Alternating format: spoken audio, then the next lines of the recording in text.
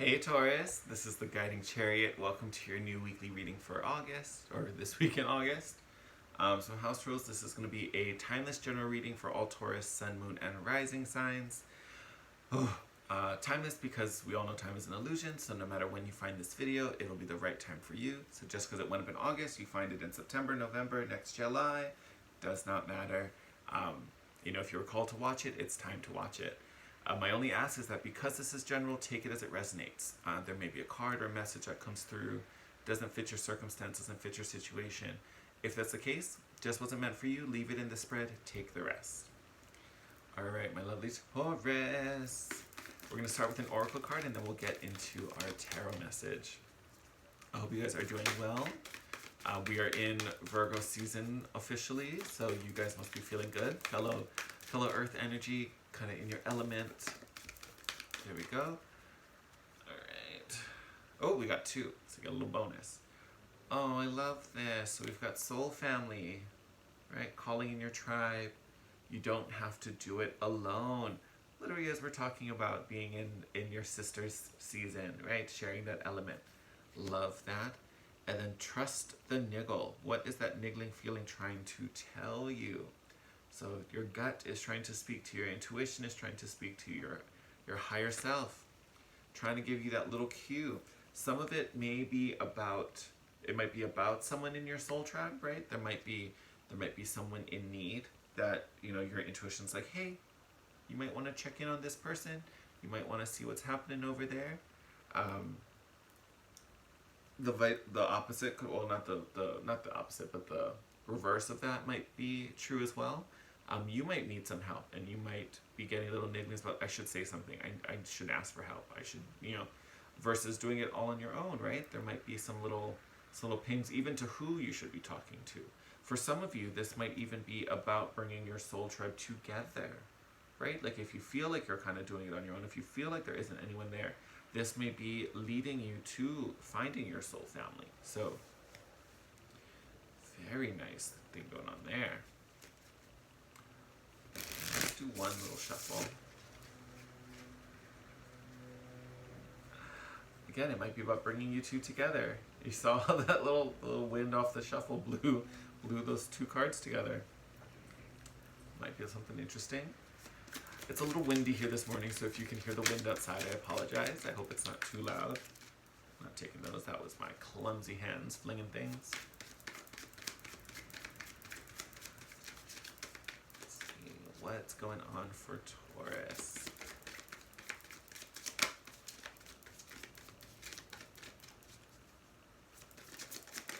Oh, there we go. I was like, I know you're going to fall. I know you're going to fall. Alright. Okay. So we have the Five of Wands and the Knight of Pentacles. So, Five of Wands has to do with internal conflict, right? I always kind of see it as sometimes self-doubt, but also kind of, having that discussion inside yourself, like, do I do this? Do I do that? Should I do that? Can I do that? Why would I do that? Wouldn't I do this? Da, da, da, da. So there's a lot of conflict in there, but it's mostly internal. It's kind of just your own thoughts and your own feelings about whatever's going on. It might even be thoughts of self for some reason, like, can I do this? Should I do this? Am I capable of this? Do I even want to do this? So it feels a little more like that to me, for some of you. Knight of Pentacles is about progression, right? He wants to move forward. He wants to gain more, achieve more, do more. It's a little slow energy because we're not taking too many risks here, which not a problem with that. So it can be, it's kind of a slow moving energy. For some of you, this conflict might be slowing it down, right? Because instead of acting or doing, we're weighing out the options. We're considering all the things, which again, is not a bad thing, but it might be slowing down this forward progression, which for some of you might be kind of frustrating and adding to this Five of Wands. Excuse me for a second. It's my third reading this morning, so I need a little water. Hold on.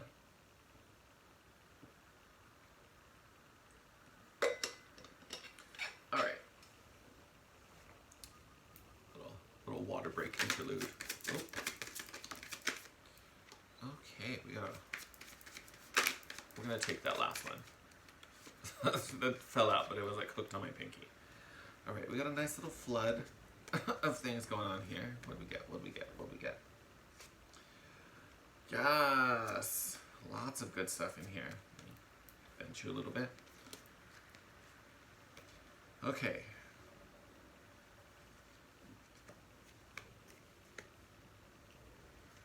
Well, let's start out with this first one. So, Nine of Swords. We're worried about something. We're thinking about something.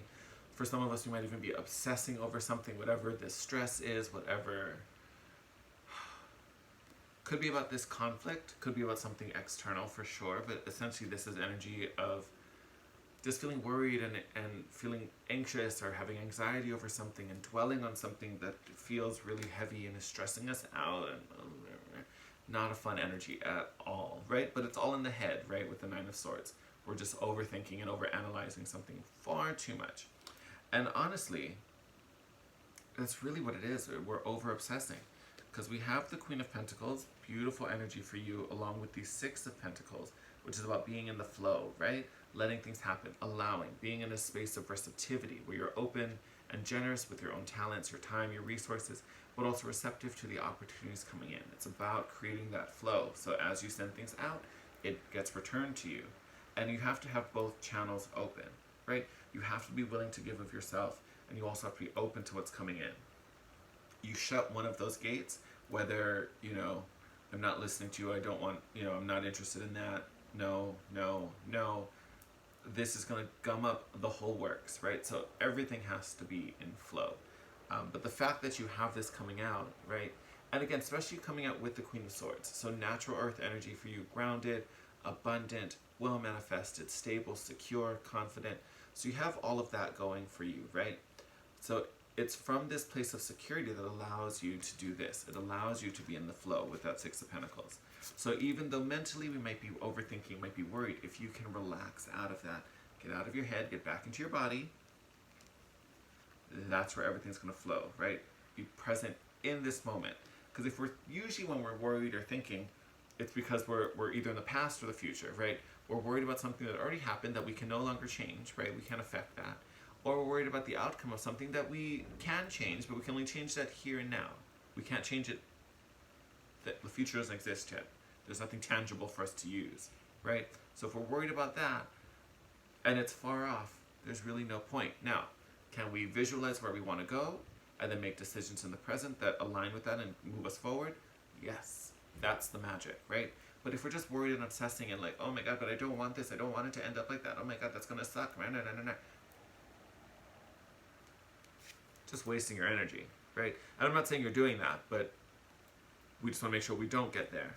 But that's usually what this card kind of speaks to. And again, I'm kind of emphasizing that you don't have to worry about it. You've got what you need here. You're already secure. Because look what else you have. The World and the Sun. So the World, most positive card in the deck. Optimism, life, vitality, light, right? And then the World, bringing an end to this old cycle, moving into something new, being released out of any karmic, I don't want to say karmic debts, but like karmic contracts, karmic patterns, right? So you kind of already have all this good stuff, on your side already. So I'm not too worried about this Nine of Swords, but it's that conscious energy that we're kind of replaying over and over and over again. And it might be because the energy here has been slow or even so slow, like slow moving as we kind of, so this, the only reason this is so slow is probably because we're obsessing and we're overthinking instead of just kind of being in the moment and doing and reacting. Like even your oracle talked about trusting the niggle. So if there's that little gut feeling that's telling you to do something or wanting you to change something, be different, do differently, whatever it is. If you can just be in your body and sense what's going on, what your intuition is trying to show you and tell you and open you up to, everything gets so much smoother. And again, then you don't have to do it on your own. It leads you to some support, or at least it leads you out of a space where it feels like you're carrying so much burden, where you have so much weight on your shoulders, or where it just feels stressful, right? Truth will set you free. So Ace of Swords is truth, clarity, understanding. Might even be a new perception. So it might even be you having the ability to, take some steps, move a little forward. We're not taking that. Move forward and then look back at what was, where you were, and see kind of what was going on. Yes! Wheel of Fortune, so luck on your side. Again, you got a lot of good going for you, Taurus. But again, the wheel, not only is it bringing you luck, but it's bringing you new circumstances. Things are starting to shift and change for you. Also, if I remember, it's not this week. I want to say it's like beginning of September. Sometime in September, I think Jupiter, which is connected to the Wheel of Fortune, I believe Jupiter finally goes direct again? I don't know, I haven't looked that up in a minute. I should check. But I feel like next month, for sure you'll see, if not sooner, but for sure sometime next month, you'll see some of the physical things of that kind of showing up and manifesting. But know the wheel is turning. Events are starting to shift for you. Your luck is starting to change. Very good thing. We have the Eight of Pentacles here in reverse. Taurus, do not get in your head. Do not let this overpower all the good that's going on. Don't do it. Literally, I'm telling you, do not do it. Because that's what this Eight of Pentacles is. Upright, this is the card of, do what you need to do. Mind your own business. Right? It's very aligned with this. Like doing what you feel needs to be done. But having this come up in reverse is the opposite, right? It's like, it's I don't want to say it's being lazy because that's not necessarily it, but it's like avoiding the tasks, avoiding the responsibility, not being dedicated, not having devotion to, in this particular reading, to yourself, to what you need to do for you, right? So this is being willing to distract yourself, being willing to just ignore. I don't see that. I'm not looking at that. I don't know what you're talking about. No, that's not happening. No, I don't see that. I don't know what, no. Like it's very that, just kind of shirking all that responsibility. And honestly, there may be reasons for that. Like if I'm completely honest, this may be something that's super painful that you just don't want to deal with yet. Or there may be other things that seem bigger, like maybe work or things like that. It could be involving work, and then there's a risk of like, well, I'm supposed to quit. Like this, again, you have to apply it where you need to. But this isn't something that's going to go away. Like it has to be dealt with sooner or later. So why not do it sooner and release yourself from all this fear and resistance and really stressful, mindful, taxing energy. So we even have the Seven of Swords here, which is deceit, lying, mistrust. But I think this is your self-saboteur, right? This is happening inside. The call's coming from inside the house. Like, do not let that energy sabotage literally all the good. We're not taking these. All the good that's happening for you. Do not let that happen. Like, do not let that happen.